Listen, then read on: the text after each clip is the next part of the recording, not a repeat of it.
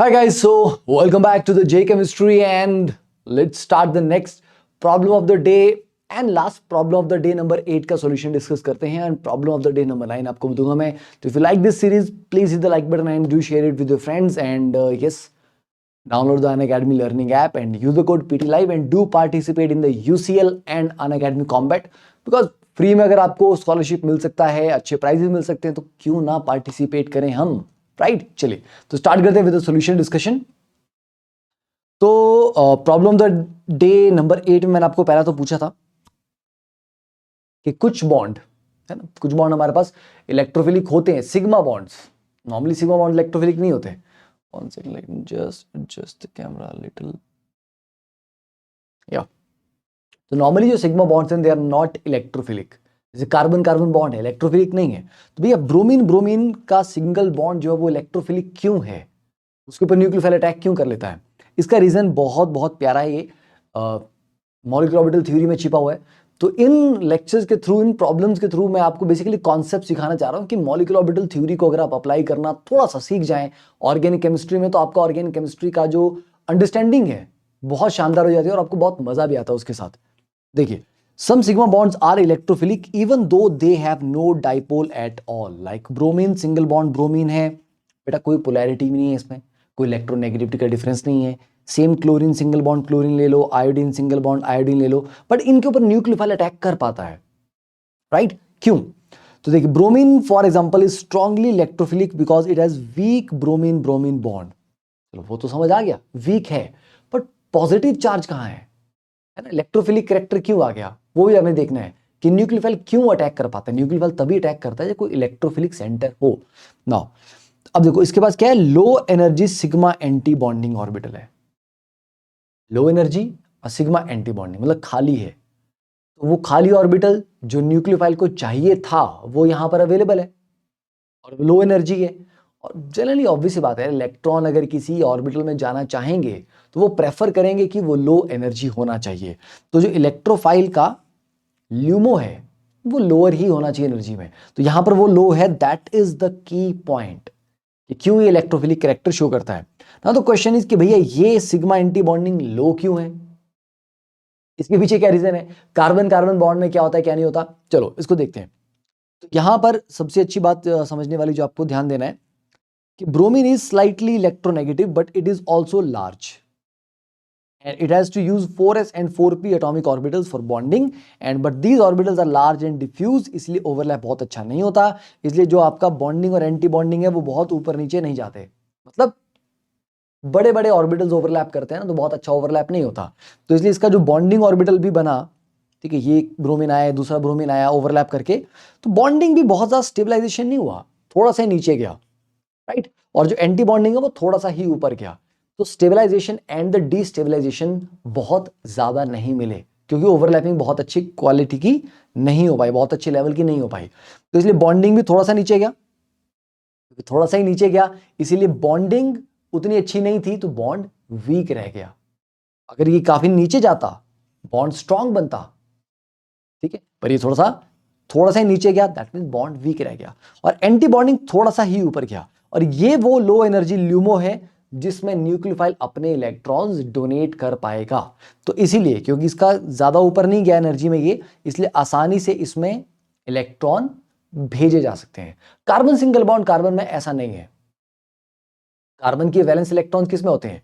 2s and 2p orbitals में, and वहां पे काफी अच्छी बॉन्डिंग बनती है. ठीक है, तो कार्बन कार्बन के सिंगल बॉन्ड जो है बेटा, दे आर ऑलमोस्ट नेवर, ठीक है, ध्यान देना इस बात पे, they are almost never electrophilic. क्यों? बहुत स्ट्रांग है. ठीक है, बहुत स्ट्रांग होने की वजह से बॉन्डिंग वाला भी ऑर्बिटल बहुत नीचे जाता है और एंटी बॉन्डिंग वाला बहुत ऊपर जाता है.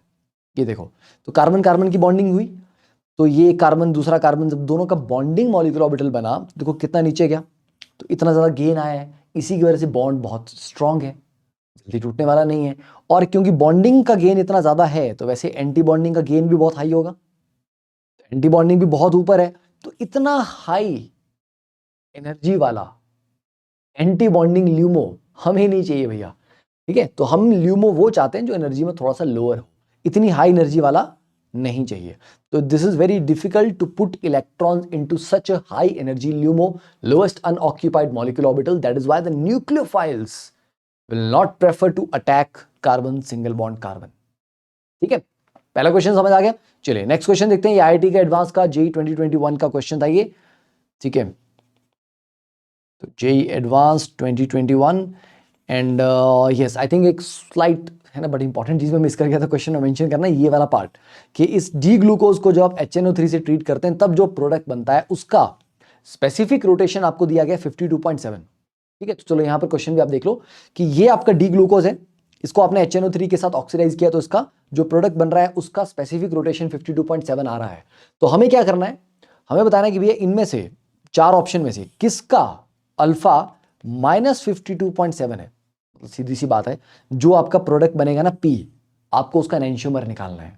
तो चारों में से देखना है कि HNO3 के साथ ऑक्सीडेशन करने के बाद चारों ऑप्शन में से कौन इसका एनेंशियोमर देता है। तो काम करते हैं, पहले ये P बना लेते हैं। ठीक है, अब ऑब्वियसली बात है इसको ऑक्सीडाइज करेंगे आप, और HNO3 एक अच्छा ऑक्सीडाइजिंग एजेंट होता है, तो HNO3 क्या करेगा,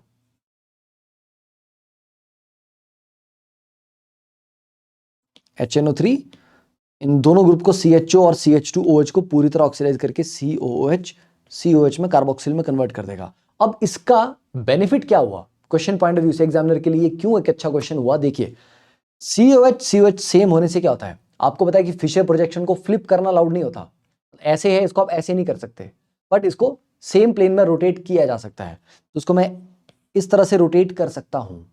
ओके, तो ये COH ऊपर चला जाएगा, ये वाला नीचे आ जाएगा, और बाकी डायगनली इंटरचेंज हो जाएंगे। ठीक है, जैसे ये दोनों आपस में इंटरचेंज हो जाएंगे, फिर ये दोनों आपस में इंटरचेंज हो जाएंगे, और ये दोनों और ये दोनों आपस में इंटरचेंज हो जाएंगे, ऐसा बनता है। तो मतलब सेम प्लेन में रोटेट करना अलाउड है। अब ये जो नीचे आपके पास चार ऑप्शंस हैं, एक काम करते हैं इनको भी डायरेक्टली ऑक्सीडाइज तो कर ही देते हैं, क्योंकि क्वेश्चन यही था कि इनका नाइट्रिक एसिड के साथ ट्रीटमेंट करने के बाद हमें अल्फा चाहिए माइनस, राइट।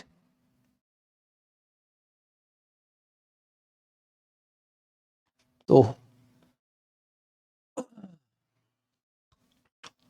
ठीक है, तो हमें यहां पर क्या चाहिए अल्फा, हमें अल्फा यहां पे माइनस चाहिए। ठीक है, देखो अब आप बोलोगे सर अब इसका सीक्वेंस देखना। ठीक है, एक OH है और 3 H है। अब अगर इसका मैं एग्जैक्टली एनेंशियोमर भी बनाऊं, ठीक है, चलो इसका एनेंशियोमर बना लेता हूं मैं।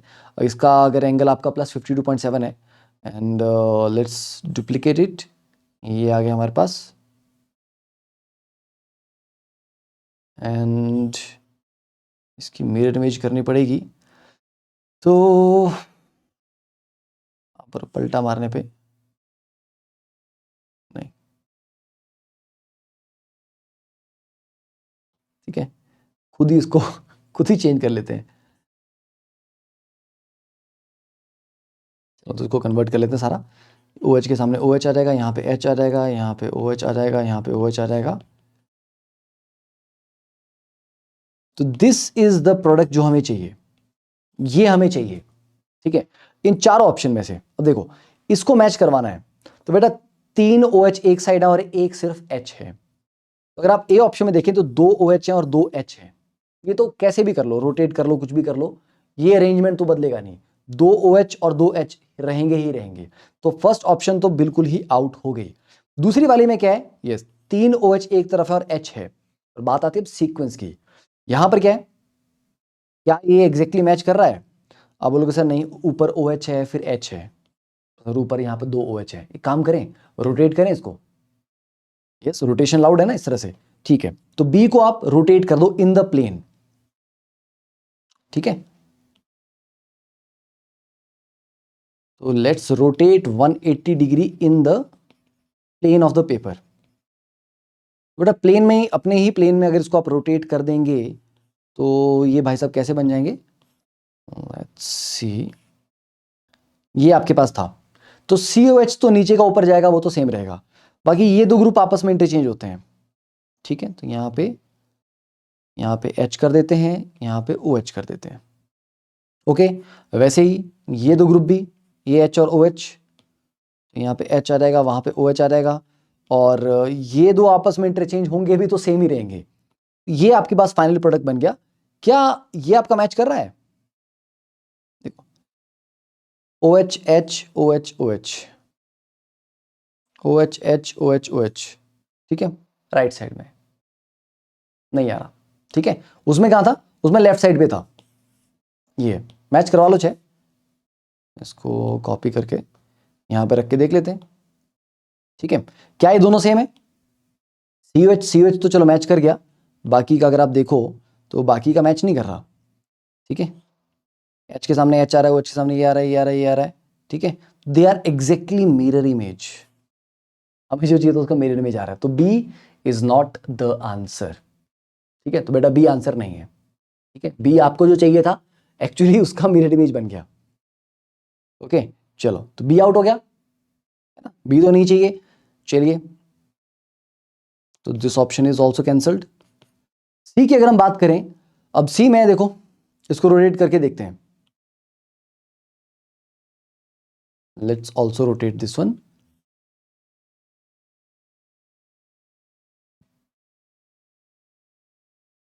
तो अब COH ऊपर नीचे चला जाएगा, सेम हो जाएगा, और बाकी के इंटरचेंज करते हैं। ये OH यहां आ जाएगा, OH वहां चला जाएगा,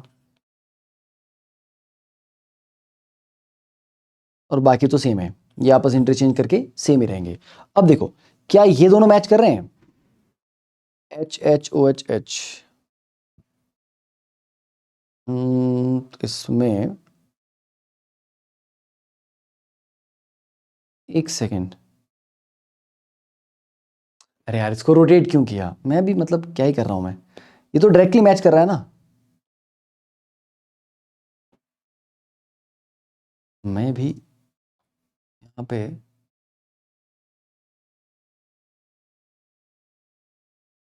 कुछ भी कर रहा हूं, ठीक है। यस, तो सी तो आपका डायरेक्टली मैच कर रहा है। आप बोलोगे सर कहाँ जा रहे हो, क्या कर रहे हो, ठीक है, जल्दबाजी में देखा नहीं तो जल्दबाजी में देख लेना है। डी ऑप्शन में, हाँ डी ऑप्शन देखो डायरेक्टली मैच कर रही है क्या?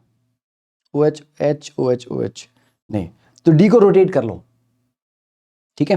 तो डी को रोटेट कर लेते हैं, और rotate 180 degree in the plane. तो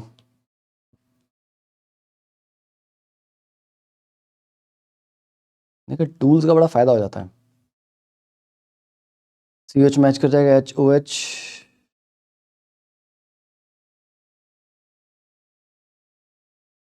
और ऊपर क्या था?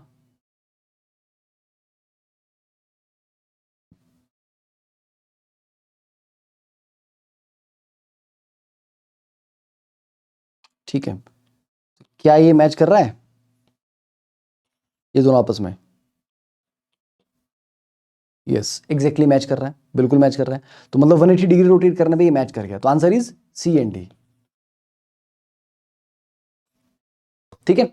मतलब टफ क्वेश्चन नहीं था, बट इसमें क्या था कि ये करना है फिर रोटेट करना है, मतलब इट वाज लाइक कि आपको कंफ्यूज करेगा, आपको परेशान करेगा फालतू में, ये करो फिर ये करो फिर ये करो फिर ये करो। टफ क्वेश्चन बिल्कुल नहीं था, बट इट विल आपको इतनी रोटेशन करके घुमा देगा, आपका सर चकरा देगा ये। तो that was the purpose of the question, क्या थोड़ा सा आपको कंफ्यूज किया जाए यहाँ पे, ठीक है।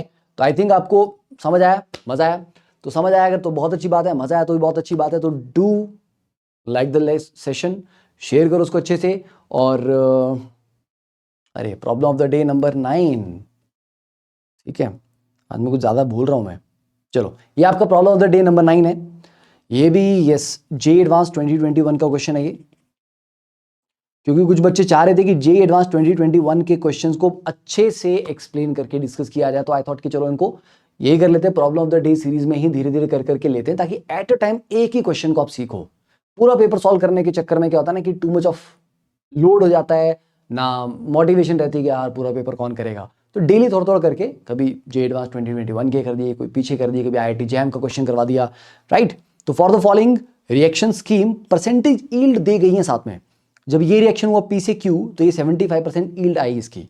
जब Q से R बना तो उसमें 40% यील्ड आई, मतलब आपने 100 पार्टिकल लिए थे तो 40 ने ही प्रोडक्ट दिया, ये मतलब हुआ इसका। तो परसेंटेज यील्ड को बेटा देखते हुए ये बना x ग्राम और ये बना y ग्राम, और ये x और y क्या है ये आपको यहां पे पूछा गया है, ठीक है। इसको कर लोगे ना, यस कर लेना, तो लाइक कर देना, शेयर कर देना अच्छे से, and do participate in the UCL, Unacademy champions league and Unacademy combat में डेफिनेटली पार्टिसिपेट करना है आपको, बिकॉज अगर फ्री में इतनी अच्छी अपॉर्चुनिटी मिल रही है कि आपको स्कॉलरशिप भी मिल रहा है और आपको उसमें प्राइजेस भी मिल रहे हैं, तो बेवकूफ है ना अगर हम पार्टिसिपेट ना करें। तो use the code PT live and do participate in all these exams, और अच्छे से तैयारी कीजिए एंड पढ़ो, और क्या, ठीक है। कल मिलते हैं फिर इसके सॉल्यूशन के साथ और नेक्स्ट प्रॉब्लम के साथ। चलिए, all the best, have a great day, bye.